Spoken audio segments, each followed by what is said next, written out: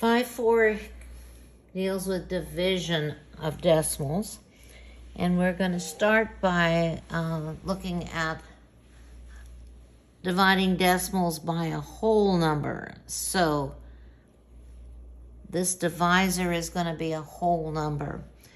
Place the decimal point in the quotient, this is the answer, directly above the decimal point in the dividend. So if we have this problem, 502 and 96 hundredths divided by 8, we're going to put the decimal point in our answer right above where it is in the problem, in the dividend. So you divide now as if they were whole numbers. So we have 8 won't go into 5, it goes into 56 times, which uses 48 with 2 left over. Now we'll bring down that next number. 8 goes into 22 2 times. 2 times 8 is 16. We'll subtract. Now we'll bring down the next number. 8 goes into 69 8 times. 8 times 8 is 64. You have 5 left over, and now we'll bring down our last number. And 8 goes into 56 7 times, which uses all of them. So this is our quotient.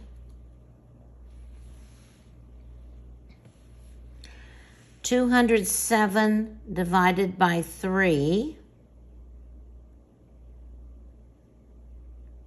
Looks like we don't, here's our decimal point right here. So 3 won't go into 2, it goes into 26 times. 6 times 3 is 18. We have 2 left over, and we'll bring down the 7. 3 goes into 27 9 times, and 9 times 3 is 27. And we're done. So our answer is 69. The next one, we have a decimal divided by 4. And we know the decimal point's going to go here. So how many, there aren't any 4s and 3s, so we have to go 4 into 35, which goes 8 times, which uses 32. We have 3 left over.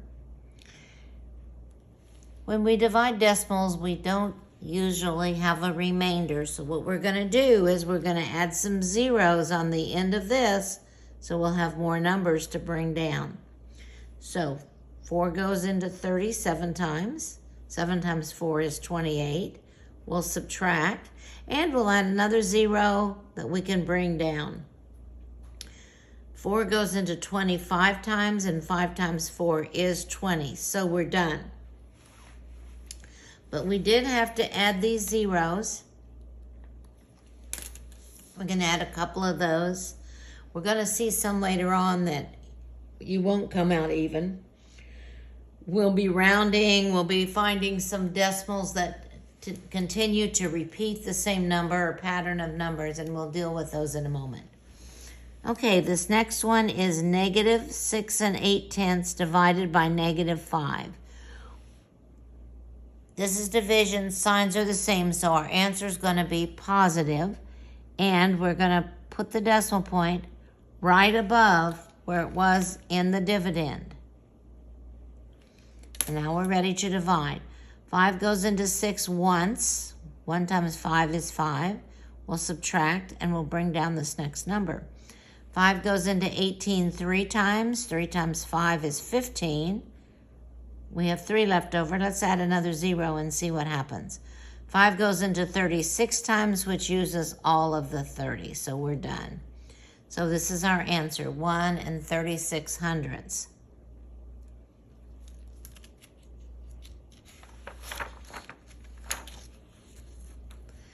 So now we're going to see this repeating decimal. In other words, once we get to some point, we're going to end up with the same digits repeating, and we're going to denote the repeated pattern by using a bar over the first occurrence of the repeat cycle to the right of the decimal point. So if we got this, we would write this with that bar over the repetend, over what repeats. Sometimes you'll see something like this, where you actually have 2 or maybe 3 or 4 digits that tend to repeat. We have 1 8, 1 8, 1 8. And we would write this with the bar over both of those digits that repeat. Okay, so let's see where we're going to go on this. This is 1 7/10 divided by 3. We know where the decimal point goes, right above where it is in the dividend. 3 won't go into 1, it goes into 17 5 times, which is 15. We have 2 left over. We'll add a 0. How many 3s in 20? 6. 6 times 3 is 18. We have 2 left over. We'll add a 0. We'll bring it down. 3 goes into 26 times. You see what's happening? 2 left over. We'll add another 0. Goes 6 times, which is 18. We have 2 left over, so it continues. 6, 6, 6, 6, 6. So we're going to write our answer as, I'm going to use a 0 here just for convenience. The 6 repeats. So the bar goes over that digit that repeats. Let's try this one. We have 2 4/10 divided by 9. So we know where the decimal point goes in our answer. How many 9s in 2? There aren't any. And 24 would go 2 times, which is 18 with 6 left over. Let's add a 0. How many 9s in 60 would be 6, which would be 54. And we'll subtract, and we'll add another 0 and bring it down. Oh, I'm already seeing it, aren't you? This goes 6 times, which uses 54 with 6 left over. If we add another 0, we are getting the same thing, aren't we? So we'll write this using the bar to show the repeating decimal. The 6 is repeating, so the bar goes over the 6. Sometimes, like I say, you may have 2 digits that repeat. If you did this on your calculator, if you did this one on your calculator, I don't know how good you can see what's on my calculator.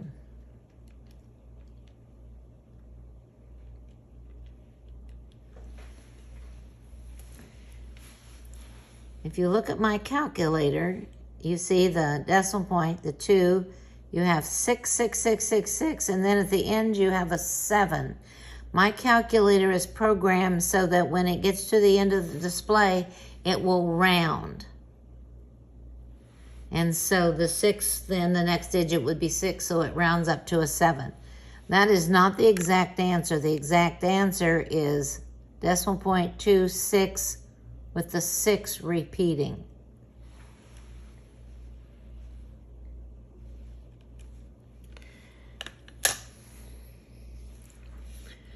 Next, we're going to look at what happens when this divisor, when the divisor is not a whole number.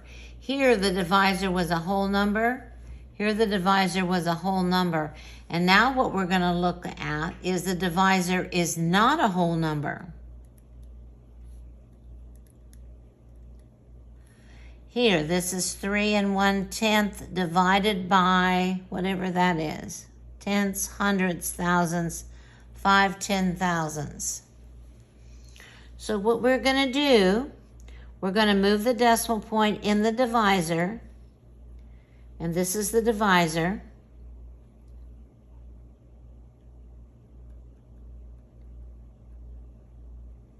That's the divisor.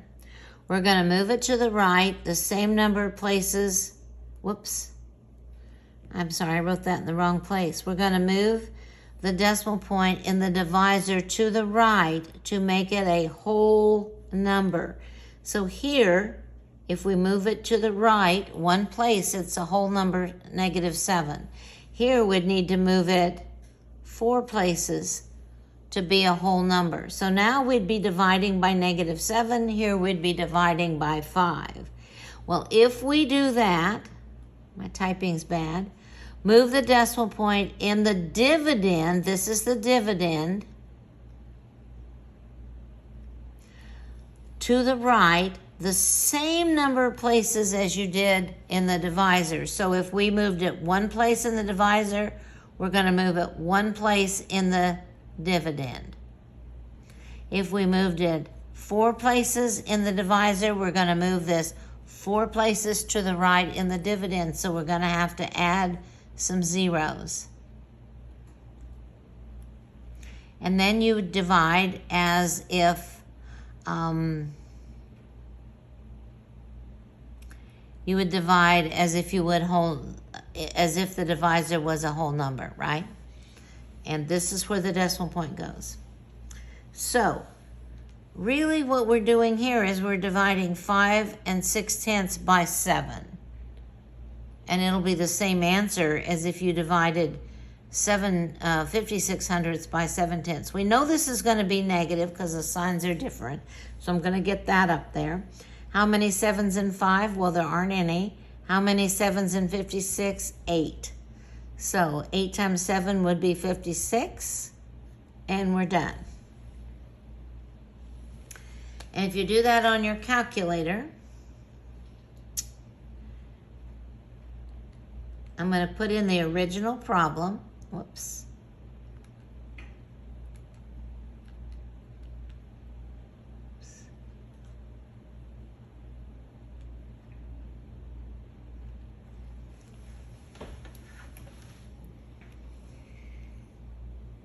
Here's the original problem. And if I hit equals, it's giving me 1 2600. Whoops. I put this in backwards, didn't I? Okay, so I'm going to divide this. I'm dividing it by negative 7/10. I guess you have to put it in right.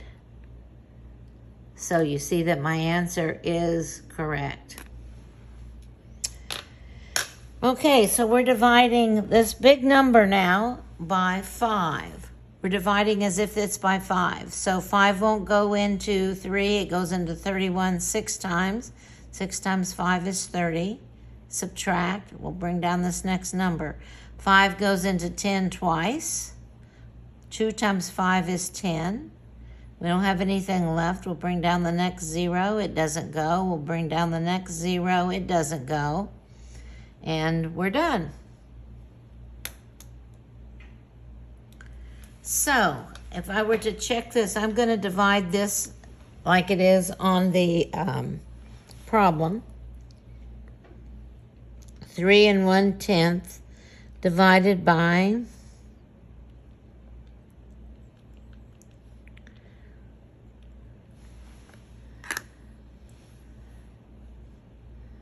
and you can see I get the very same thing.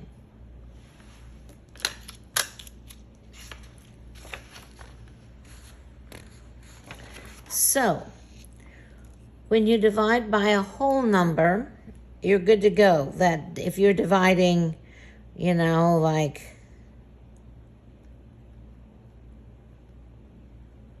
if you're dividing that by 5, then all you need to know is this goes up here. If you were dividing by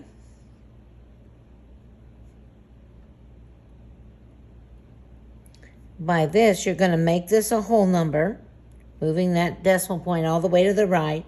You've moved it 3 places, so you're going to move this 3 places. So this is where the decimal point goes in the answer. And then you're dividing just as if this were the whole number 5.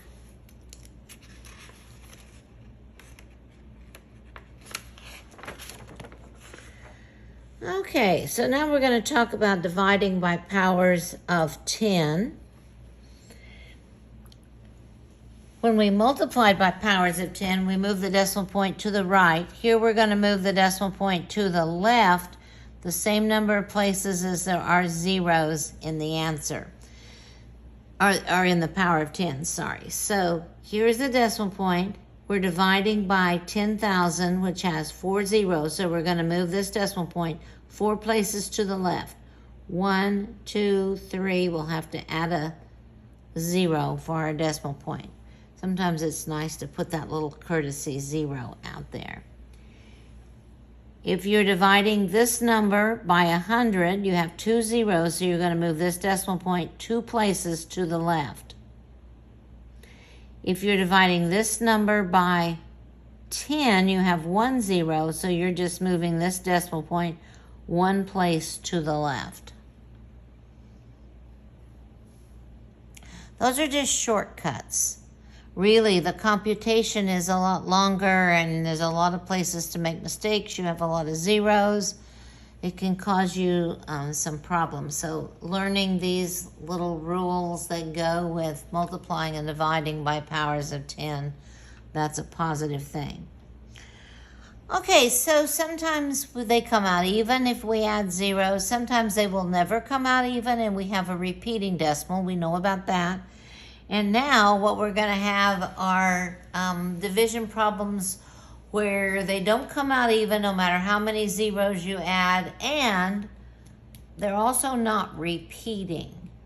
So what we're going to do then is we're going to round our quotient or our answer to a certain place. And the directions will tell you where to round it. Hundreds is always a good guess if they're not suggesting something in the directions. But this one says to round to the nearest hundredth. So what we know is that our answer is going to look like this. And we're going to have one more digit so we can decide whether to go up or to drop off everything after the hundredths place. So let's look at this problem. Well, we're dividing by a decimal, so we're going to make it a whole number. We're moving it 1 place to the right, so we'll move this 1 place to the right. So again, we're going to end up with 2 places in our answer, so we'll need to add 2 more zeros and a third zero because this is the one that will tell us to go up or to stay the same. So here we go. 9 won't go into 3. It goes into 32 3 times, which is 27. We have 5 left over. We'll bring down the next number, which is a 1. This goes 5 times, which is 45. We'll subtract. We'll bring down the next number, which is a 0. How many 6s in 60 would be 6, which is 54. Now we'll subtract, and we have a 6. And we'll bring down the next number, which is a 0. How many 9s in 60? That would be 6. It looks like we could have a repeating decimal, but they've told us to round to the nearest hundredth, so shall we. So we have 6. We'll bring down 1 more 0. And we have 6. And that's 54. Okay, so if we want to round this to the nearest hundredth, is it going to be 66 hundredths or 67 hundredths? It looks like the 6 says go up. So this is approximately 35 and 67 hundredths. That's rounded to the nearest hundredth. If it didn't have those directions, you might write it like this. But that's not what it tells you to do. It tells you to round it to the nearest hundredth.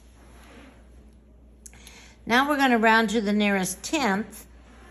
So our answer is going to look like that, but we'll need one more place,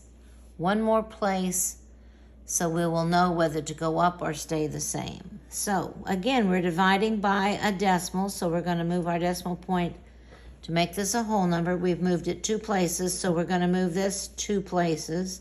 So that's where our decimal point goes in the answer. How many 8s in 3? None. In 32 would be 4. We don't have any left over, but we still have a number to bring down. 8 won't go into 1, so we'll add a 0 that we can bring down.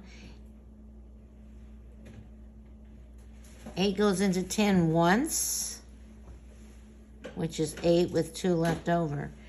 So now we've carried it out the 2 places, and now we want to round it to the 10th. So we're looking at this 1, and it says just drop it off. So our answer is going to be 4.0. And now they're telling us about rounding a repeating decimal, which we already know about. You'll write out enough of the repeated pattern so that we can view the digit to the right of the rounding place. And then round the quotient. This time it says to the nearest hundredth. So if we got this answer, this would be 45.45, 45, 45, 45, and so forth, right? And we want to round to the nearest hundredth, so we look next door, and it's just a 4, so we're going to round this to 45 and 45 hundredths. They've already done the division on these two, which is really nice. Here you can see there's 3 numbers in the repetin. So this is going to be 2, 3, 8, 5, 3, 8, 5, 3, 8, 5, and we're asked to round it to the nearest thousandth. 10th, 100th, thousandth. So we look next door and there's a 3. So our answer is going to be 2 and 385 thousandths. Okay, we're going to come up with a couple of problems here to work. Just give us some practice. Suppose a lunch costs $45.80 and the bill is to be split equally among 5 people. How much would each pay? Well, we'll divide $45.80 by 5. We know the decimal point's going to go right here. So 9 is 45. We don't have anything left over. We'll bring down the 8, which goes once. With 3 left over, we'll bring down our last 0, which goes 6 times, which is 30. Kind of ran out of room there. So each person is going to pay $9.16. At an international track meet, the winning time for the men's 400-meter run was 43 2/10 seconds. What is the speed in meters per second? We're going to round to 1 decimal place, or to the tenths. We must divide the distance in meters by the time in seconds. So that's our problem.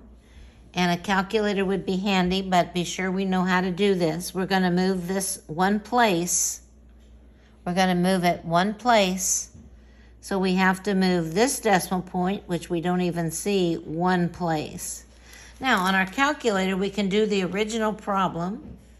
We can put in 400 divided by 43 2/10. And this is what my calculator shows.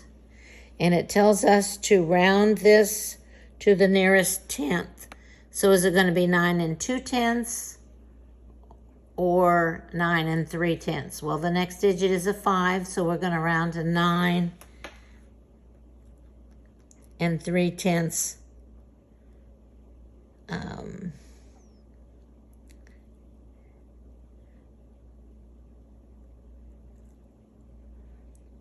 Meters per second.